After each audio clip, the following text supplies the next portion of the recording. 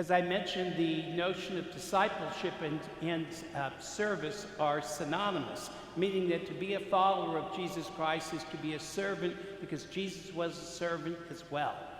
Frequently you'll hear the phrase, the last shall be first and the first shall be last, and no one really knows what that really means when it says that. But let's just say that in the normal way we might think of things, being a servant, it's typically demonstrated at Holy Thursday with the washing of feet, means that someone takes the lowest place. I'm going to suggest that's not the way to look at it, that it's not a matter of servitude, but the lowest place. In fact, it's our free will gift of service. Therefore, it cannot be servitude, or to use the classic phrase, involuntary servitude. That the service is a response to the grace that God has already given us. That's what it means to be a grateful disciple, is that we serve others because Jesus served others, and we're grateful in the way that we too have been served.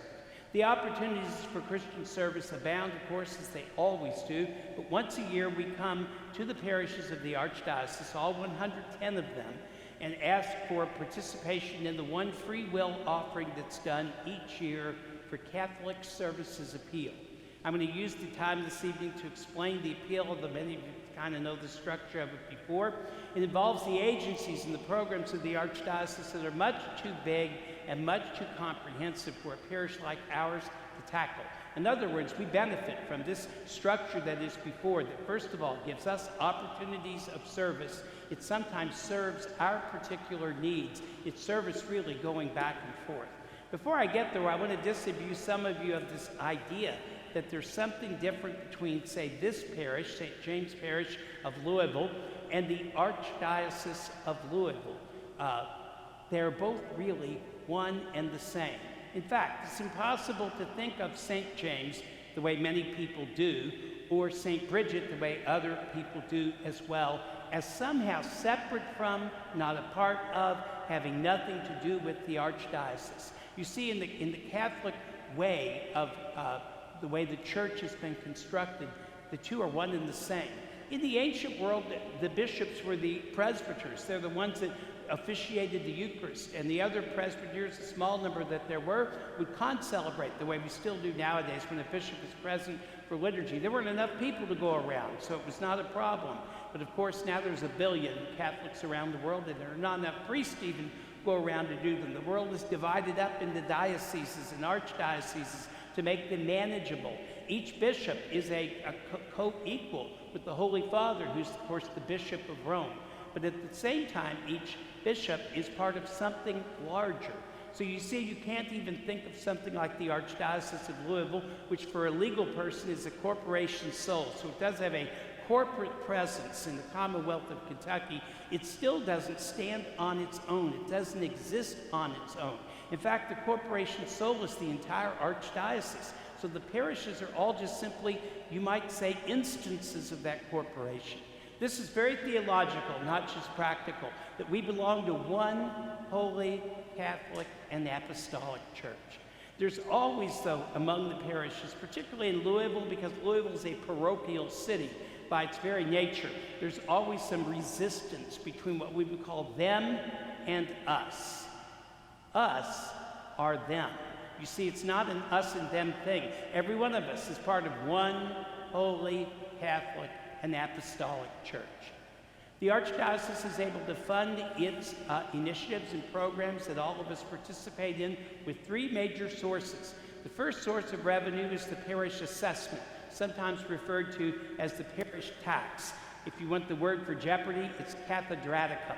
And 6% of parish income on a wide basis is assessed and therefore paid back to the Archdiocese to fund many of the different things that they do for us.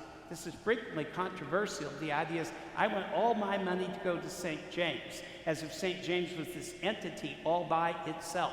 But that the system is quite just in terms of how it is levied, how there's general consensus among the others about what is to be done, and that it's of necessity, the Archdiocese is funded by a percentage of our income. Many of my other priests from other dioceses, friends of mine, have much larger assessments. We're one of the lowest ones in the country at 6%. One of my friends has a 20% assessment, almost a fifth of the parish income has to go to support the work of the Archdiocese. This is not unusual, nor is it controversial, and the work is really quite important and needs to be done. So we start off first with that idea that the diocese gets its money from parish sources, but I mentioned there were three sources of income. The second source of income is return on the investments, archdiocesan investments. We've been blessed, particularly the last decade, with a substantial return in the stock market on the money that we have invested in there. And as a result, the Archdiocese was able to make a unique $10 million gift a few months ago to the Catholic Endowment Fund for schools. Good Lord, couldn't think of it for a second. So the investment has really helped us, and it keeps our assessments in parishes low. So that's the second source of income, although that income fluctuates with the stock market.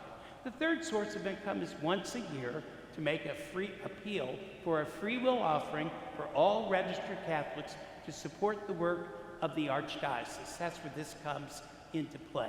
Now, I think for the past 7 years that I've been here here in two parishes, when I make the talk on Catholic Services Appeal, I feature one or two, perhaps even three of the programs that Catholic Services Appeal funds. So I look back over my old notes, I kept using the same programs every year, which means that's kind of old, and there's so much more that is there. So rather than choose, what I did was actually I'll give you the broad scope of where all the programs and services that are supported by the free will offering we're asking of you this fall, and all of the other parishes of the Archdiocese. All the Archdiocesan faith formation programs are funded by Catholic Services Appeal. Catechesis, conferences, workshops, training sessions, and resources. These are things that we use on a regular basis in both of our parishes. Youth and young adult ministry with retreats, activities, ministry events, and leadership opportunities. Family ministry. Now, family ministry, the big portion that we do is the preparation of couples for marriage, one of the most important tasks that we do. And the Archdiocese provides some important resources for priests and deacons as we prepare our couples for marriage. We really need that support that they do. Also, resources for young married couples, counseling, safe environment training, which is our primary way that we make our ministries and our athletic activities and our education as a safe environment for the children that are in there. It's probably the largest and most visible training vehicle that we have. It's absolutely essential, and it's fully funded by Catholic Services Appeal. I didn't know this until recently, but the Archdiocese, I just never paid attention to it. It actually fully funds some parish employee benefits, me not being one of the ones that get them, but everybody else gets that. Which means their life insurance and their long-term disability insurance is fully funded for all those who work more than 30 or more hours a week. And in addition, the CSA covers the administrative costs and negotiations for the employee retirement plan and the medical, dental, and vision plans, which is a great assistance to our employees. We have some of the best insurance people can have because of our large market share when we negotiate with Humana, who's our provider. The Archdiocese provides a lot of worship service to us. That means liturgical direction, liturgical minister formation, and resources. And of course, we've benefited from having the director of worship, Karen Shadle, actually play here at our liturgies as well. The next thing is seminary formation, which means every person that's going into the seminary has a room, a board, and a substantial tuition cost, currently about $50,000 a year. There are 18 men who are in varying stages of formation for priesthood, and their work is fully funded through Catholic Services Appeal. You might remember when Deacon Will was in formation, he's now a deacon, of course. He had a 5-year series of formation. It wasn't done in residence. They went back and forth. All of that, too, fully funded by Catholic Services Appeal, meaning the current class of deacons to be ordained, I think, in 2025, are being funded at that level. Retired priests have their pension in some secure way of life, again, because of the support from Catholic Services Appeal. The annual priest presbyteral assembly is what we call it.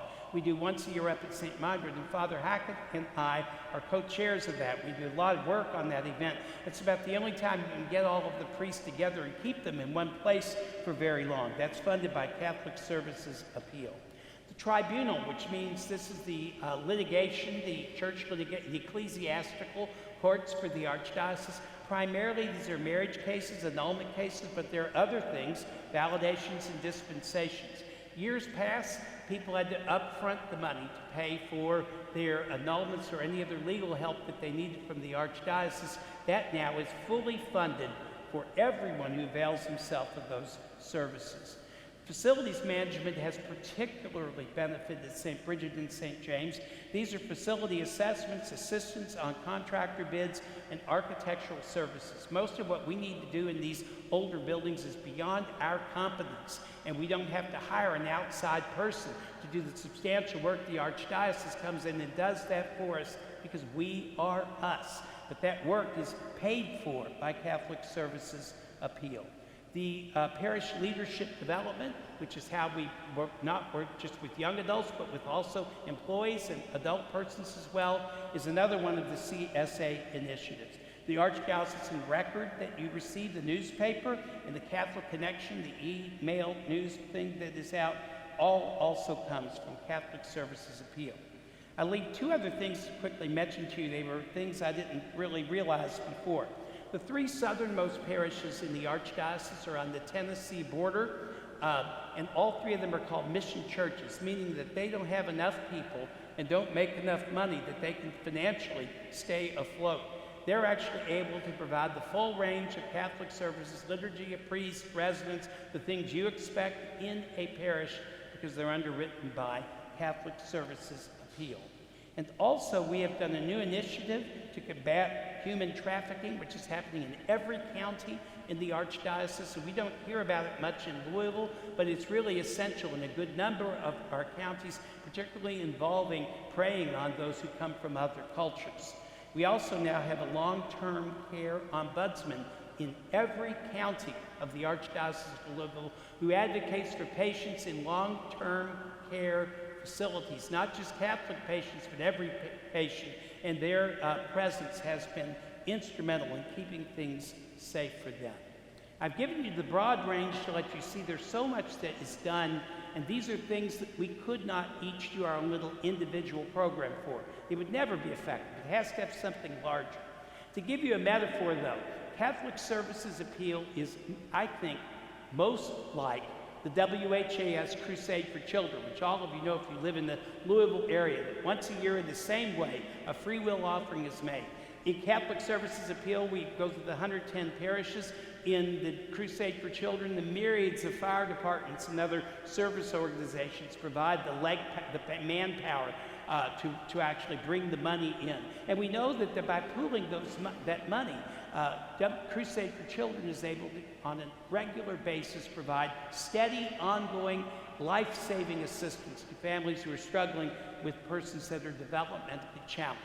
In the very same way, Catholic Services Appeal works that way. It's actually coming up with that large amount of money. $4 million is the goal for this year, and the expectation is that we will reach it. The budget already accounts for that $4 million. The programs just keep going on and benefiting. And so in order to have that constant presence that's not subject to the whim of this year or that year, the economy or whatever, something on the scale of Catholic Services Appeal is necessary. I hope that I've done a good job of saying that your money won't be squandered. Not one single cent of Catholic Services Appeal money, just like Crusade for Children, goes to administrative costs. They're already absorbed in there. All of that money goes to these programs that happen all over the Archdiocese, and I remind you, they directly benefit St. Bridget and St. James Church. You know, once again, Catholic Services Appeal reminds us that we're one holy Catholic and Apostolic Church. If we were just an individual parish, there would be a limit on our reach, a limit on what we could do, a limit on our footprint. But when the church is everywhere in the world, the only limit is to our imagination. And it is that diocesan structure, the very thing that looks bureaucratic, the very thing that turns some of you off, it is that diocesan structure that makes our Catholic faith possible. To kind of finish, I want to encourage you, first of all, If you're a registered Catholic, you will have received from the Archbishop all the materials for Catholic Services Appeal in your mail. It's even easier to go online at the Archdiocesan website and make the contribution. That's what I did a few weeks ago, and it's really rather simple. So simple that I can't even imagine filling out that form and doing everything. But of course, any way that people give is perfectly fine. So that those are the methods where that can be done.